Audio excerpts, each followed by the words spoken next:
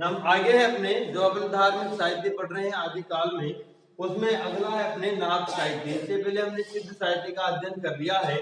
सिद्ध साहित्य में आपको पता है कि मध्य मास वगैरह, मिथुन, पांच, पंचमकार वगैरह, निवर्ती मार्गी यानी कि भोग विलास प्रधान जो प्रवृत्ति वो सिद्धों की होती थी। अब नाथ जो साहित्य ये इसी की परंपरा है कि जो सिद्ध थे कि सिद्ध साहित्य की जो भोग विलासी जो प्रवृत्तियां थी उन्हीं के प्रतिक्रिया स्वरूप एक और पंथ यानी कि एक और साहित्य एक और पंथ का विकास हुआ और उसे कहते हैं अपन नाथ पंथ कहते हैं। क्या कहते हैं उसे? नाथ पंथ कहते हैं। तो सबसे पहले इसकी एक डेफिनेशन लिखिए आप कि सिद्ध साहित्य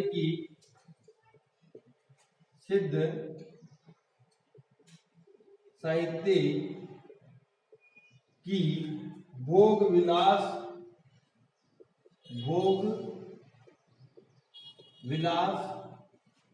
व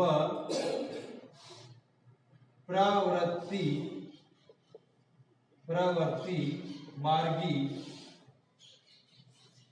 भोग विलास व प्रवृत्ति मार्गी साधना पद्धति की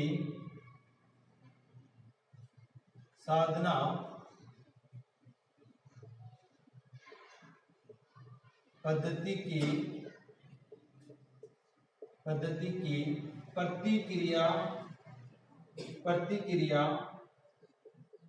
स्वरूप सिद्ध साहित्य की भोग विलास होगा प्रवृत्ति मार्ग साधना पद्धति की प्रतिक्रिया स्वरूप विकसित पंथ नाथ पंथ कहलाता है। नाथ पंथ कहलाता है।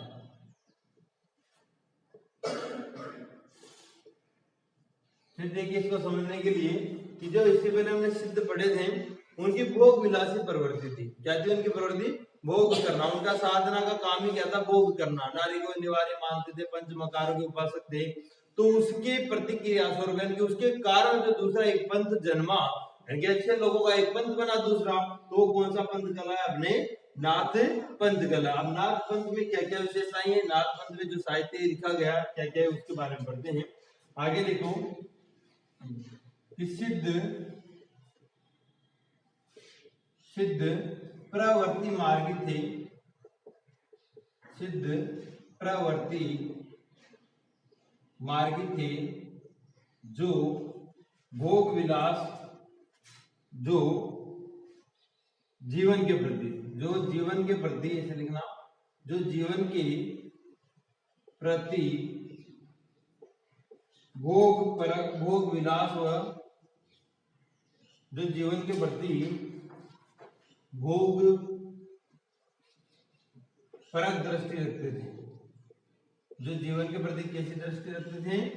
भोग परक दृष्टि रखते थे।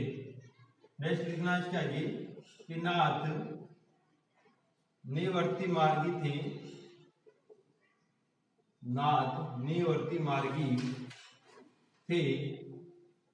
ये तो भोग विलास जो प्रवृत्ति मार्गी थे, यानी तो भोग परक दृष्टि रखते थे जीवन के प्रति। और नाथ क्या थे? निवर्ती मार्गी थे जो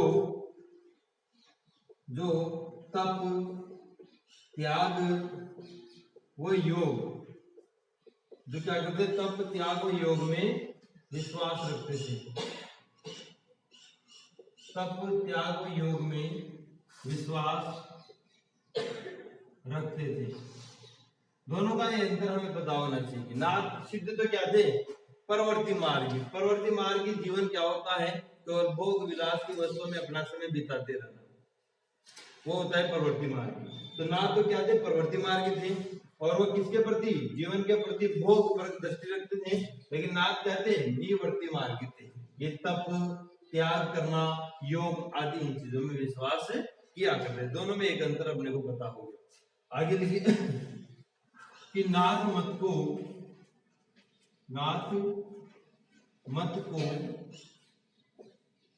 अवधूत मत भी कहते हैं। कि नाथ मत को अवधूत मत। अवधूत का मतलब क्या होता है? सन्यासी।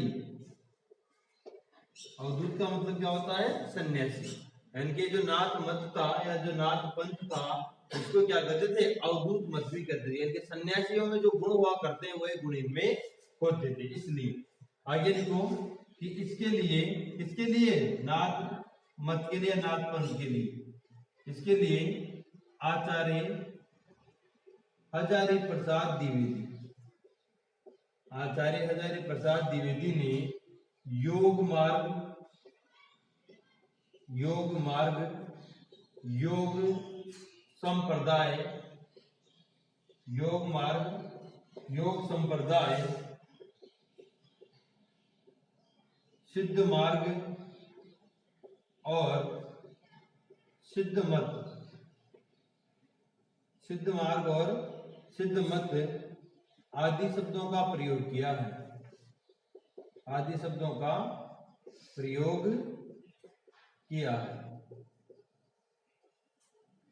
आ गया होगा आपको समझ में कि आचार्य हजारी प्रसाद द्विवेदी ने नाथ साहित्य, नाथ पंथ के लिए किन किन शब्दों का प्रयोग किया है। इन्होंने इसको योग मार्ग भी कहा है, योग संप्रदाय भी कहा है, सिद्ध मार्ग भी कहा है और सिद्ध मत भी कहा है। यानी कि नाथ पंथ को योग मार्ग, योग संप्रदाय, सिद्ध मार्ग, सिद्ध मत आदि शब्दों का यानी आदि नाम किसने दिए हैं? तो आपको आंसर लगाना होगा आचार्य हजारी प्रसाद द्विवेदी ने। नेक्स्ट लिखिए, नाथों की संख्या, नाथों की संख्या न से याद हो जाएगा, न से नाथ और न से नो। नाथों की संख्या 9 मानी गई है। नाथों की संख्या कितनी मानी गई है? 9। बहुत सिंपल है। और सिद्धों की संख्या कितनी मानी गई थी? 84। तो नाथों की संख्या कितनी है? 9। अंतर भी आ सकता है इनमें कि नाथों और सिद्धों में क्या अंतर है। तो यहाँ आता है कि सिद्ध तो प्रवर्ती मार्ग थे, लेकिन नाथ यहाँ ध्यान रखो न से निवर्ती मार्ग। ये छोटे छोटे ट्रिक अपने काम आ जाएगी। नाथ निवर्ती मार्ग थे, तप त्याग योग में विश्वास करते थे, लेकिन ये जीवन के प्रति क्या रखते थे? भोग पर दृष्टि रखते थे। और यहाँ देखो आप, नाथों की संख्या न से याद रखो 9 है, सिद्धों की संख्या कितनी है? 84। उसमें भी सी आ रहा है 84 और आगे सिद्ध तो 84, सिद्धों की संख्या 84 और नाथों की संख्या कितनी है? 9। आगे लिखेंगे इसमें अपन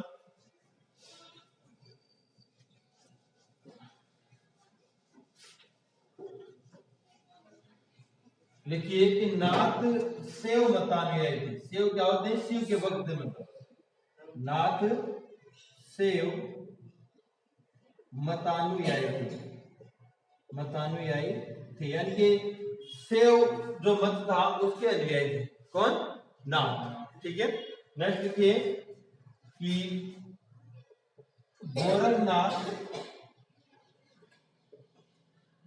और मत्स्येंद्रनाथ,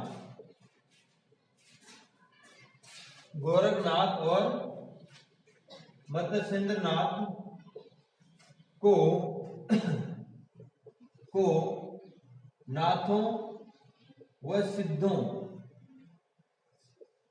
के बीच की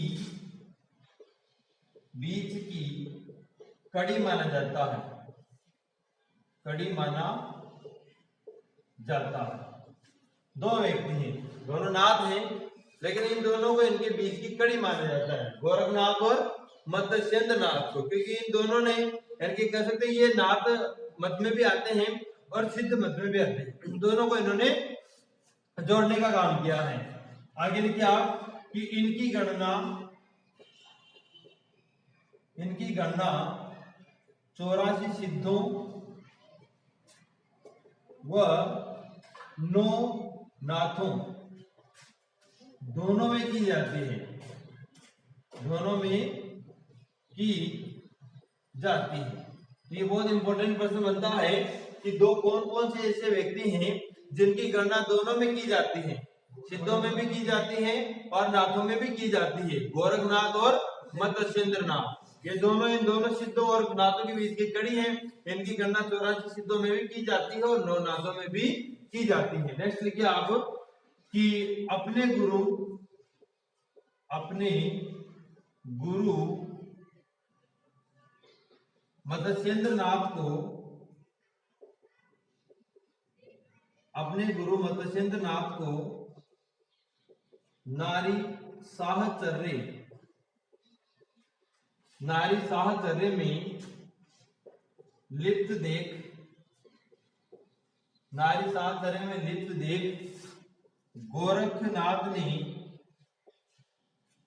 गोरखनाथ ने कहा, इसको ऐसे लिखना, जाग मच्छिंदर गोरख आया।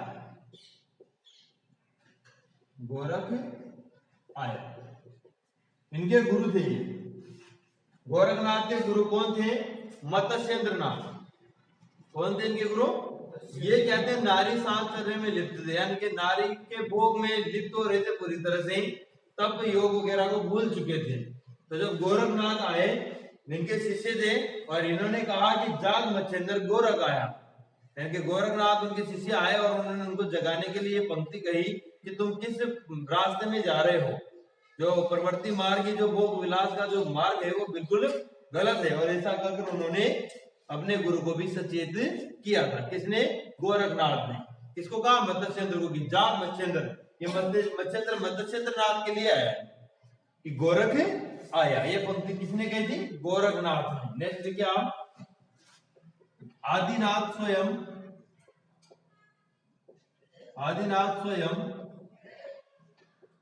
शिव माने जाते हैं। आदिनाथ स्वयं शिव माने जाते हैं, यानी कि जो प्रारंभिक इनका आदिनाथ, गोरखनाथ, मत्स्येंद्रनाथ, सारे नाथ इसी में आते हैं। तो आदिनाथ, आदि का मतलब प्रारंभ, सबसे पहले का जो नाथ था वो स्वयं क्या माने जाते हैं? शिव ही माने जाते हैं। नेक्स्ट है कि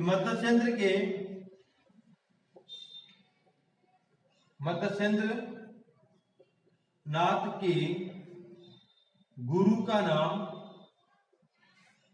नाम जालंधर नाथ था। मत्स्येंद्र नाथ के गुरु का नाम जालंधर नाथ था, जिनके नाम पर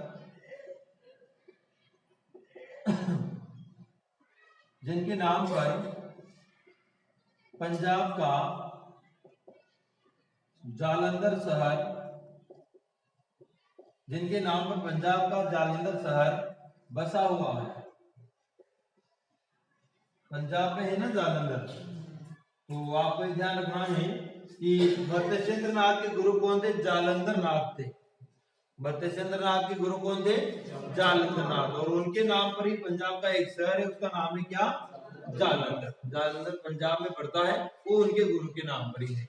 और गोरखनाथ के गुरु तो मत्स्येंद्र नाथ, और मत्स्येंद्र नाथ के गुरु कौन है? जालंधर नाथ। और उनके नाम पर पंजाब का एक शहर बसा हुआ है, जिसका नाम क्या है? जालंधर नाथ। आगे लिखो, जालंधर नाथ की बात लिखेंगे आप कि नाथों में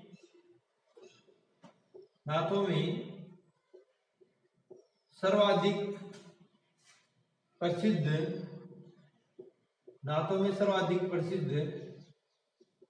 गोरखनाथ है। नाथों में सर्वाधिक प्रसिद्ध कौन है? गोरखनाथ, जिन्हें बालकनाथ के नाम से भी जाना जाता है।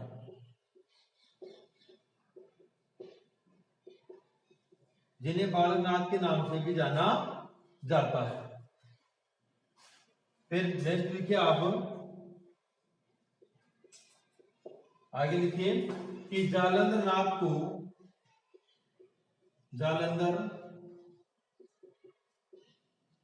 को बालनाथ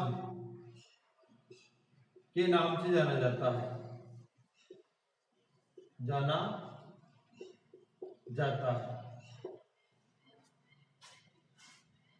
देखिए कि नाथों में सर्वाधिक प्रसिद्ध कौन है? गोरखनाथ। इन्होंने अपने गुरु को भी जगाया, तो ये सबसे ज्यादा प्रसिद्ध माने जाते हैं गोरखनाथ। और इनका एक नाम है बालकनाथ, इनको बालकनाथ के नाम से भी जाना जाता है। दूसरे कौन है यहाँ पर?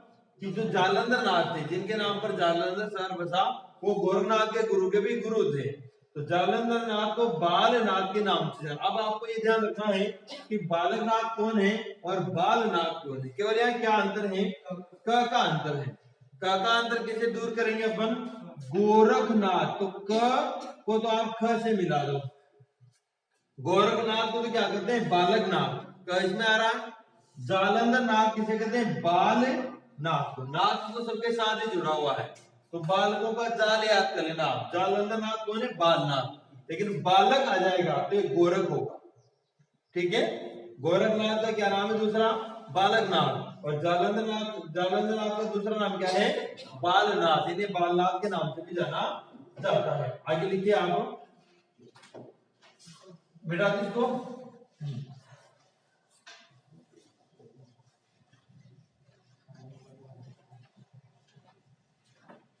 गोरखनाथ की वाणियों, देखिए आगे कि गोरखनाथ की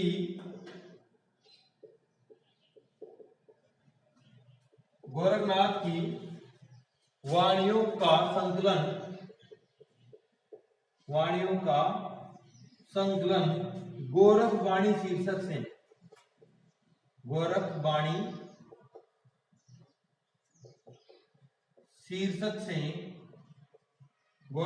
शीर्षक से डॉक्टर पीताम्बर दत्त बड़तवाल, ध्यान से लिखना नाम, डॉक्टर पीताम्बर दत्त बड़तवाल ने किया। नेक्स्ट, नाथों को कनपटा योगी भी कहते हैं। नाथों को कनपटा योगी भी कहते हैं। नेक्स्ट, कि संतों में जो नारी निंदा व खंडन मंडन की प्रवृत्ति पाई जाती है, वह नाथों की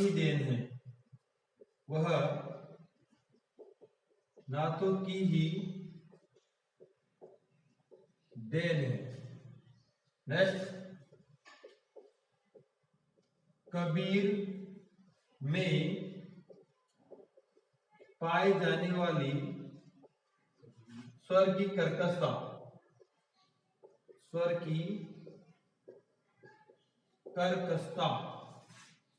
नाथ संप्रदाय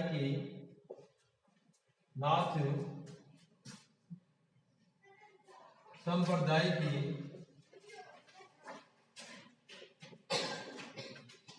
प्रभाव का ही परिणाम है। नाथ संप्रदाय के प्रभाव का ही परिणाम है।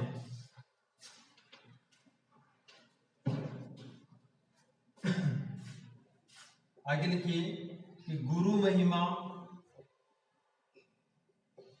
इंद्रिय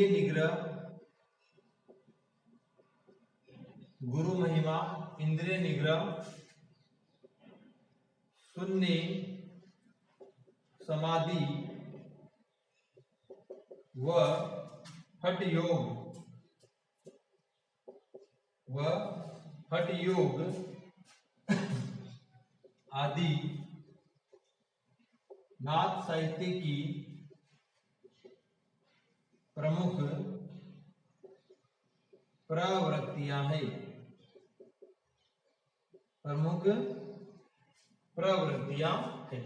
इसको समझ लो आप, फिर आगे और लिखेंगे। नाथ साहित्य चल रहा है अपने, 84 सिद्ध होते हैं, नाथ 9 होते हैं।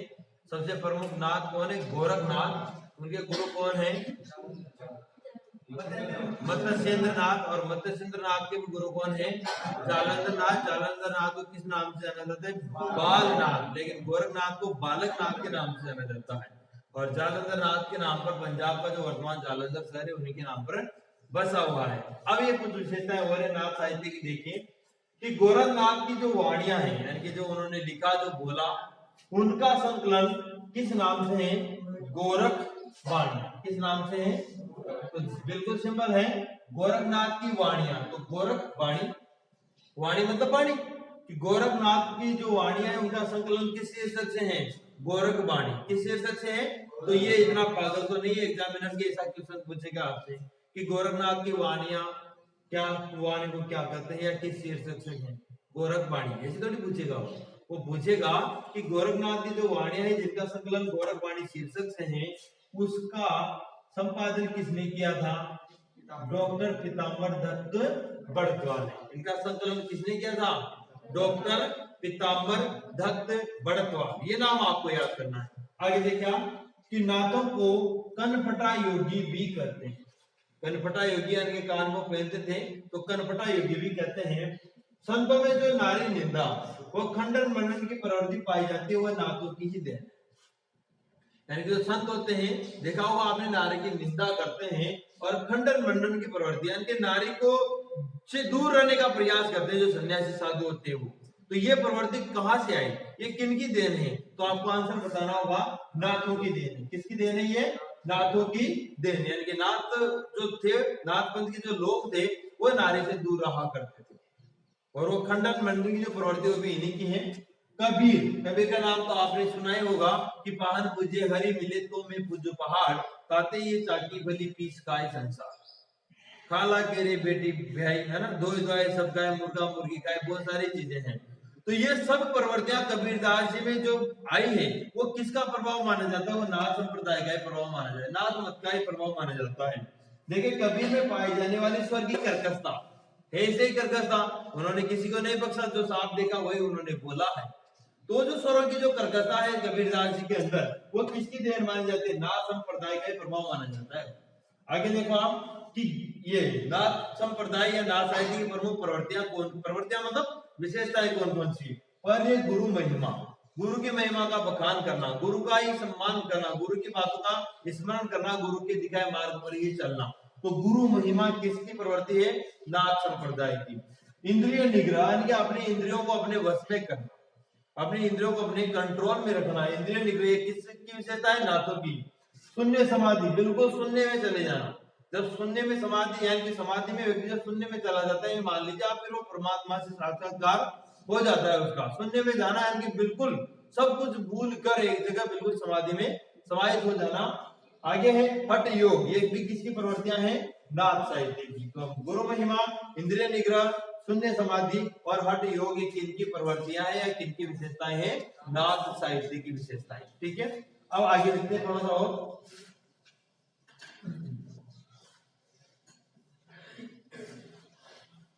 आगे देखिए कि गोरखनाथ की 5 कृतियां हैं। देखो गोरखनाथ की 5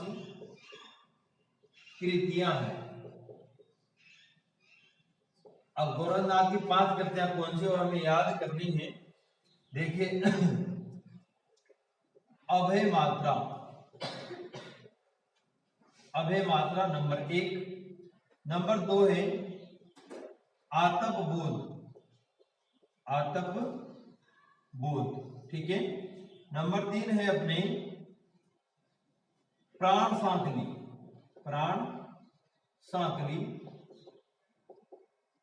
नंबर 3 है, सॉरी नंबर 4 है शिष्या दर्शन, शिष्या दर्शन। और नंबर 5 है नव, सॉरी नरवे बोध, नरवे बोध। 5वें नरवे बोध। ये 5 करते हैं किसकी? गोरखनाथ की। ये सबसे प्रसिद्ध रहे हैं नाथों में, इनकी करते हमें याद होने बहुत जरूरी है। अभय मात्रा, आतप बोध, प्राण सांकली, शिष्या दर्शन और नरवे बोध। अब इन्हें कैसे याद करें? बहुत छोटी सी एक बनाई है मैंने। तो सबसे पहले अगर आपको गोरखनाथ की कृतियां पांचों याद करनी है तो आपको अनार आम सीखने पड़ेंगे। क्या सीखने पड़ेंगे अपने को? अनार आम सीखने पड़ेंगे। अनार आम सीखने के बाद आप क्या करो, प्राचीन, फिर क्या देखो, प्राचीन, प्राचीन, प्राचीन, ये आपको ट्रिक बनानी है और इसी से याद रहेगी। प्राचीन गोरखनाथ, ये जोड़ेंगे अपन। देखिए ट्रिक ये बहुत बनाएंगे लेकिन उसके पीछे अपने को आंसर भी साथ में जोड़ना है, क्वेश्चन क्या है इसे पता रहेगा कि गोरखनाथ की करते हैं। प्राचीन बोलो, प्राचीन, अ से बोलो आत्म, सॉरी अ से अभय मात्रा, आ से आत्म बोध, प्रा से प्राण सांगली, सी से शिष्या दर्शन, न से नरवे बोध, सब किसकी करते हैं? गोरखनाथ की। प्राचीन गोरखनाथ की कृतियां हैं। ठीक है, तो ये अपने नाथ साहित्य कंप्लीट हो गया।